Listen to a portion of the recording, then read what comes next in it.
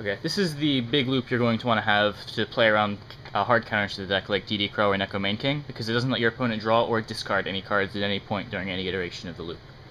So the first thing you do is you're going to play an Aqua Mirror to summon your Mind August, it's your first counter in library, and you're going to turn a 4-card pile of Trade-In, Salvage, Upstart Goblin, and Magical Stone Excavation. The Magical Stone Excavation becomes important later on in the loop, and you'll see why. Play Trade-In, second counter in library. It doesn't matter which order you draw these, because you're going to be drawing all of them with just the cards you have. It's the third counter in library.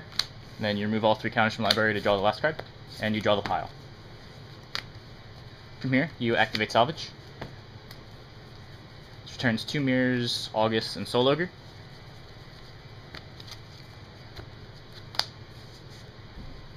You then activate Mirror, tribute Mind August for Mind August,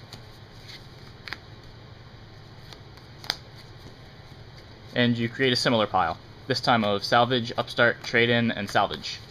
The extra Salvage doesn't really matter, but it's just nice to put Salvages back before anything else. Again, doesn't really matter what order they go in, because you're drawing the whole pile.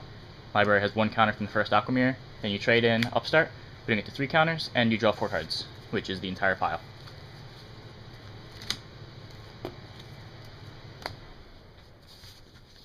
Now your hand contains Magical Stone, Trade-In, Aqua Mirror, Salvage, Salvage, Upstart.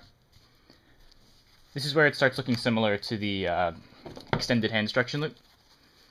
You're going to, again, return Mind August, Ogre, and a Mirror, and Mirrors. Now here it looks like you're going to start fizzling, because you don't have any way to, well, you have a way to get rid of the Mirrors, but right now it looks like the Mirrors are going to be stockpiling in your hand. So again, you make your Mind August. As long as there's Salvage, Upstart, and Trade-In the pile, it doesn't matter what the other card is, it can just be whatever you want. I prefer to put my Salvages back first because they're the most important card, but it doesn't actually matter. So you're again going to be Trade-In and Upstart. This draws 4 cards because of the library. And you're going to Salvage back.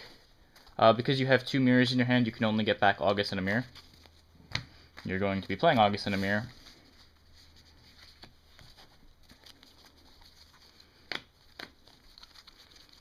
To return this pile again. Again, doesn't actually matter.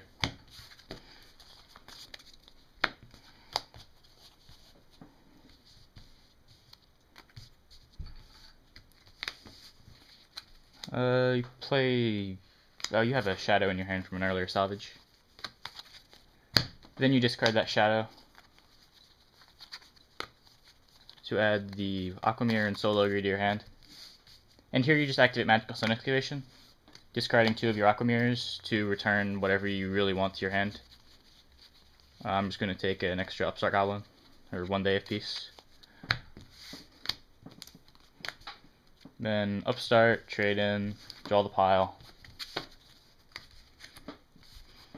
And you can see how this easily goes infinite from here. Then you just Salvage, Soul Ogre, Mirror, Mirror, August, Mirror, Trade-In, Upstart, Stone, Salvage, Upstart, Trade-In, draw the pile. And then you can again, at any point, Magical Stone, discard the 2 Mirrors, get any card you want in your graveyard back, and at this point you can put your entire graveyard back into your hand, all without not letting your opponent draw a single card. This is extremely important when you know your opponent's on counters like DD Crow and Neko Main King, because if at any point they draw multiple Crows or the single Neko Main King, you almost instantly lose the game. But with this, you can, if they're playing Neko Main King, you can infinitely loop 1 day of peace and deck them out without ever letting them discard a card. And if they're on DD Crow, you can do a similar thing by putting your entire graveyard into your hand, and then you can slowly 1 day of peace them out, and you have enough resources that they can't even crow your Mind Augusts to be safe anymore.